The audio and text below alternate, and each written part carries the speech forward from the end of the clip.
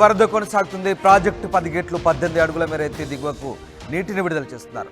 Inflow 4,65,261 క్యూసెక్కులుగా ఉంది. Outflow 4,91,602 క్యూసెక్కులుగా కొనసాగుతుంది.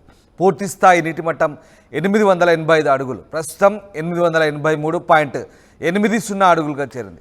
పూర్తి స్థాయి నీటి నిల్వ 215.80 టీఎంసీలు కాగా ప్రస్తుతం 208.72 టీఎంసీలుగా కొనసాగుతుంది. శ్రీశైలానికి భారీగా వరద కొనసాగుతుంది. ఎగువ ప్రాంతాల నుంచి వస్తున్న వరదతో ఇంకా శ్రీశైలానికి వరద ప్రవాహం కొనసాగుతుంది. దీంతో శ్రీశైలం ప్రాజెక్టు నిండుకుండను తలపిస్తుంది. దీంతో 10 గేట్లు 18 అడుగుల మేర నీటిని ఎత్తి దిగువకు విడుదల చేస్తున్నారు.